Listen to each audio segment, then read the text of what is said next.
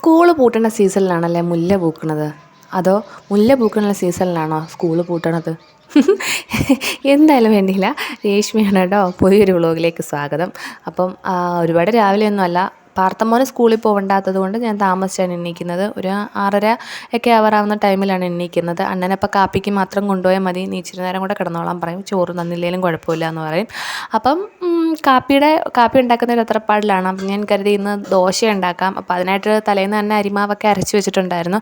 അപ്പോൾ ദോശ ഉണ്ടാക്കാം. അപ്പോൾ അതിന് തൊട്ട് മുമ്പായിട്ട് തന്നെ നമ്മുടെ ചൂടുവെള്ളം ഉണ്ടാക്കി കുടിപ്പൊക്കെ കഴിഞ്ഞു കേട്ടോ. അതും കൂടെ കാണിച്ച് വെറുതെ വലിച്ചു നീട്ടണ്ടല്ലോ എന്ന് കരുതിയാണ് ഞാനതൊന്നും കാണിക്കാത്തത്. അതൊക്കെ നേരത്തെ വീഡിയോസിലത്തുണ്ടല്ലോ.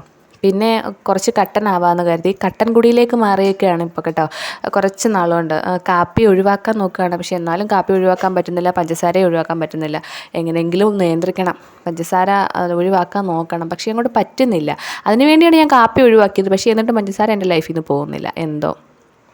അപ്പോൾ പിന്നെ അടുപ്പ് കത്തിക്കാമെന്ന് കരുതി അടുപ്പൊക്കെ കത്തിച്ച് ചോറ് വെക്കണ്ടേ, അപ്പം അരിയിടാനുള്ള തത്രപ്പാടിലാണ്. അപ്പം എന്നിട്ട് ബാക്കിയുള്ള പരിപാടിയിലേക്ക് കടക്കാം എന്ന് കരുതി. അപ്പം അണ്ണനെ കാപ്പിക്കൊക്കെ കൊടുത്തു വിട്ടു. അണ്ണൻ പോയി കേട്ടോ, ദോശയും ഒക്കെ ആയിട്ട് പോയി. അപ്പോൾ ചമ്മന്തിക്കറി ഉണ്ടാക്കുന്ന വീഡിയോ ഞാൻ കാണിക്കാം. അപ്പോൾ ചമ്മന്തിക്കറി ഞാൻ ഉണ്ടാക്കുന്നതെന്ന് പറഞ്ഞാൽ വെള്ളച്ചമ്മന്തി കറിയാണ് ഉണ്ടാക്കുന്നത്. കടുക് പൊട്ടിച്ച് ഉള്ളി മൂപ്പിച്ച് കറിവേപ്പില ഇട്ട് പിന്നെ തേങ്ങയും ഉള്ളിയും ഇഞ്ചിയും പച്ചമുളകും കൂടി അരച്ച് മിക്സാക്കിയിട്ടാണ് കറിയാക്കുന്നത്. അധികം വെള്ളത്തിലൊന്നും എടുക്കത്തില്ല, കുറച്ചൊരു കുഴമ്പ് പരുവത്തിൽ. പിന്നെ ഉപ്പ് ഇട്ട് ചൂടാക്കി എടുക്കത്തേ ഉള്ളൂ, തിളപ്പിക്കത്തില്ല. പിന്നെ കുറച്ച് പാത്രങ്ങൾ കഴുകാനുണ്ടായിരുന്നു. അങ്ങനെ കുറച്ച് പാത്രങ്ങളൊക്കെ കഴുകി. എനിക്കാണെങ്കിൽ നന്നായിട്ട് ഉണങ്ങിയ തേങ്ങ കിട്ടി കേട്ടോ, തെങ്ങിൽ നിന്ന് ഉണങ്ങി. അങ്ങനെയല്ല എല്ലാ തേങ്ങയും തെങ്ങിൽ നിന്ന് ഉണങ്ങുന്നത്, പക്ഷേ ഇതങ്ങനെയല്ല, വെള്ളം വരെ അതിനകത്തുനിന്ന് വലിഞ്ഞു പോയിട്ടുള്ള സൈസ് തേങ്ങ കിട്ടിയായിരുന്നു. അപ്പോൾ ഇത് വേറെ തേങ്ങ കേട്ടോ. അപ്പോൾ പൊട്ടിച്ചപ്പോൾ ഒരു മുറിത്തറയിപ്പോയി. അപ്പം അത് വെച്ച് ചമ്മന്തിപ്പൊടി ഉണ്ടാക്കാമെന്ന് കരുതിയിരുന്നു. അപ്പം അതിന് വേണ്ടി തയ്യാറെടുക്കുകയാണ്. അപ്പം ആ തേങ്ങ ഞാൻ വേറെ തിരുമ്മി വെച്ചിട്ടുണ്ട് കേട്ടോ. തിരുമ്മാൻ തന്നെ നല്ല പാടായിരുന്നു. അത് വെള്ളം വരെ ഉള്ളി വെച്ച് ആ മരത്തിൽ നിന്ന് തെങ്ങി നിന്ന് പറ്റിപ്പോയതായതുകൊണ്ട്. ഇത് ഞങ്ങളുടെ വീട്ടിലുണ്ടായ വെള്ളരി, പക്ഷെ ഇത് കണിവെള്ളരിയാണ്. കണിവെള്ളരി കറി വെക്കാൻ എടുക്കുമെന്ന് എനിക്കറിയത്തില്ല, എങ്കിലും ഞാൻ മോര് കാച്ചാൻ എടുക്കുക. പിന്നെ ഇത് വിളവെടുക്കുന്ന വീഡിയോ കാണിക്കാൻ പറ്റിയില്ല ഗായ്സ്, കാരണം ഞങ്ങളിവിടെ ഇല്ലായിരുന്നു, മലനടയിലായിരുന്നു. ഇത് വിളഞ്ഞ് വെടിച്ച് കീറി. അപ്പോൾ ഇതിനകത്ത് വെച്ച് നമുക്കൊരു മോര് കാച്ചാം. അപ്പോൾ ഞങ്ങളുടെ മുറ്റത്തുണ്ടായ വെള്ളരിയാണ് കേട്ടോ, കണിവെള്ളരി. അഹങ്കാരത്തോടു കൂടി തന്നെ പറയാം, ഞങ്ങളുടെ വെള്ളരി എന്ന് പറയാം. അപ്പോൾ അത് വെച്ചിട്ടൊരു മോര് കാച്ചാന്ന് കരുതി. ഇതാണെങ്കിൽ പച്ചയ്ക്ക് കഴിക്കാൻ തന്നെ നല്ല ടേസ്റ്റ് ആയിരുന്നു കേട്ടോ, കയ്പും കാര്യങ്ങളൊന്നും ഇല്ലായിരുന്നു. ഇതിൻ്റെ ഒരു മുറിയും കൂടി ഇരിപ്പുണ്ട്, അതെനിക്ക് തോരൻ വെക്കാനായിട്ട് എടുക്കണം. പിന്നെ ഞാനിവിടെ മോര് കാച്ചാനായിട്ട് എടുക്കുന്നതെന്ന് പറഞ്ഞാൽ തേങ്ങ തിരികിയിട്ട് അതിനകത്തിലേക്ക് കുഞ്ഞുള്ളി പൊളിച്ചിടുന്നുണ്ട്. പിന്നെ ഇഞ്ചി ചേർക്കണമെങ്കിൽ ഇഞ്ചി ചേർക്കാം, ഞാനിവിടെ ചേർത്തിട്ടില്ല. പിന്നെ മഞ്ഞൾപ്പൊടി, ജീരകം, ഉലുവാപ്പൊടി, ഉലുവാപ്പൊടി, ഇത്രയും കൂടി ചേർത്തിട്ട് നമ്മൾ വെള്ളവും കൂടെ ഒഴിച്ചിട്ട് നല്ല ഫൈനായിട്ട് അരച്ചെടുക്കുക. ഇതിപ്പോൾ മോര് കാച്ചാൻ എന്തോ പഠിപ്പിക്കുകയാണോ എന്ന് ചോദിച്ചു കഴിഞ്ഞാൽ അങ്ങനെയല്ല. ഇപ്പോഴും കറി വെക്കാനും ഒന്നും അറിയാത്ത ചില അനിയന്മാരും അനിയത്തികളും ഒക്കെ കാണുമല്ലോ വീടുകളിൽ, അല്ല പാചകം ചെയ്യണമെന്ന് ആഗ്രഹമുള്ള അനിയന്മാരൊക്കെ കാണുമല്ലോ. അപ്പോൾ അവർക്ക് വേണ്ടി ഞാൻ ഈ ഒരു വീഡിയോ സമർപ്പിക്കുന്നു. അപ്പോൾ നിങ്ങൾക്ക് വേണ്ടി പെട്ടെന്ന് തന്നെ നല്ല സൂപ്പറായിട്ട് മോര് കാച്ചാൻ പറ്റുന്ന രീതിയിലാണ് ഇത് ചെയ്തേക്കുന്നത്. അപ്പം ഇത് നന്നായിട്ട്, അപ്പോൾ പറഞ്ഞു വന്ന സാധനങ്ങളെല്ലാം ചേർത്ത് നന്നായിട്ട് നമുക്ക് അരച്ചെടുക്കാം.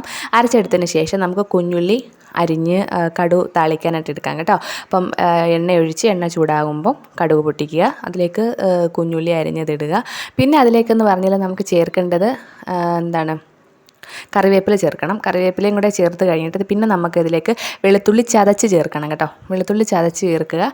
പിന്നെ അതിലേക്ക് നമുക്ക് കായം എല്ലായിടത്തും മോരിന് കായം ചേർക്കുമെന്ന് അറിയത്തില്ല, പക്ഷേ ഞങ്ങളുടെ ഇവിടങ്ങളിലൊക്കെ മോര് കാച്ചുന്നതിന് കായവും ഉലുവാപ്പൊടിയും ചേർക്കാറുണ്ട്. അപ്പം ഞാൻ അതുകൊണ്ട് കായം ചേർത്തു. പിന്നെ നമ്മൾ ആ കഷ്ണങ്ങളാക്കി വെച്ചേക്കുന്ന നമ്മുടെ വെള്ളരിക്കുട്ടന്മാർ അവരെയും കൂടി ഇട്ട് അതിനകത്തിലേക്കിട്ട് ഒന്ന് മിക്സ് ചെയ്ത് ഒന്ന് വഴട്ടി പെട്ടെന്ന് തന്നെ അതങ്ങ് വെന്തോളും. അങ്ങനൊരു കാര്യമുണ്ട്, വെന്തില്ലെങ്കിലും കുഴപ്പമില്ല കേട്ടോ.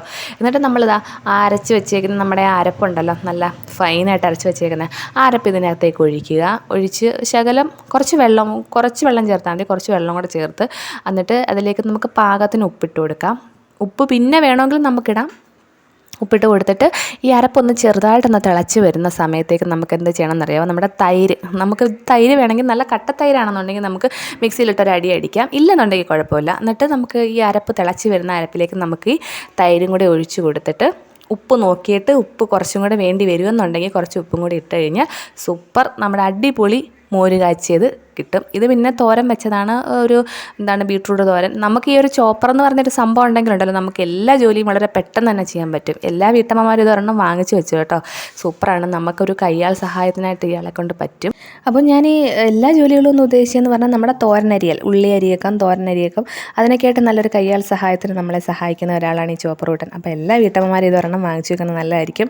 നമ്മുടെ ജോലിയൊക്കെ പെട്ടെന്ന് തന്നെ തീരാൻ സഹായിക്കുന്ന ഒന്നാണ്. അപ്പോൾ പറഞ്ഞിരിക്കുന്ന കൂട്ടത്തിൽ തന്നെ എൻ്റെ ജോലിയൊക്കെ തീർന്നിട്ടുണ്ടായിരുന്നു കേട്ടോ. പിന്നെ എനിക്കുണ്ടെന്ന് പറഞ്ഞാൽ നമ്മൾ വറുത്ത് വെച്ചിരിക്കുന്ന തേങ്ങ ഉണ്ടല്ലോ ചമ്മന്തി പൊടിക്ക് വേണ്ടി, അതൊന്ന് ചമ്മന്തി പൊടി ഉണ്ടാക്കണം. അപ്പോൾ അത് തണുത്തിട്ടുണ്ട്. ഞാനൊരു നെല്ലിക്ക വലിപ്പത്തിൽ നമ്മുടെ വളൻപുളിയല്ല പിഴുപുളി അതെടുത്തിട്ടുണ്ട്. പിന്നെ അതിലേക്ക് നമ്മുടെ അരപ്പെല്ലാം ചേർത്ത് വെച്ചേക്കുന്ന തേങ്ങ, അത് ഞാൻ മുളക് പൊടി, കുരുമുളക് പൊടി, ഉപ്പ് ഇതെല്ലാം മിക്സ് ചെയ്ത് വെച്ചതാണ്. അപ്പോൾ അത് പൊടിച്ചെടുക്കുക. ഒരു ഗ്ലാസിൻ്റെ ജാറിനകത്തൊക്കെ ഇട്ട് വെക്കാമെങ്കിൽ അത്രയും നല്ലതായിരിക്കും. എൻ്റെ കയ്യിൽ പ്ലാസ്റ്റിക്കിൻ്റെ ജാറേ ഉള്ളായിരുന്നു. അപ്പോൾ അതുകൊണ്ട് ഞാൻ അതിനകത്ത് ഇട്ട് വെച്ചു. പിന്നെ ഈ ചമ്മന്തി പൊടിയെക്കുറിച്ച് പറയാനാണെന്നുണ്ടെങ്കിൽ നമുക്ക് നമ്മുടെ വീട് വിട്ട് എവിടെയെങ്കിലും 2 ദിവസത്തേക്ക് മാറി നിൽക്കുക, എന്തെങ്കിലും ആവശ്യത്തിന് പോവുകയാണെന്നുണ്ടെങ്കിൽ ഈ ഒരു സംഭവം ഉണ്ടാക്കി വെക്കുകയെന്നുണ്ടെങ്കിൽ വീട്ടിലുള്ളവർക്ക് ഒരു നേരത്തെ കൂട്ടാൻ വേണ്ടി ആകുമല്ലോ. അതൊന്നും ഉദ്ദേശിച്ചല്ല ഞാൻ ഉണ്ടാക്കിയത്. പിന്നെ തുണി കഴുകാനായിട്ട് ഇറങ്ങിയിടാ. കഴിയിട്ടും തീരുന്നില്ല. വീട്ടിൽ പോയിട്ട് വന്നതിന് ശേഷം തുണി കഴിയുന്നതിന് കൂടുന്നതല്ലാതെ കുറയുന്നത് പോലുമില്ല.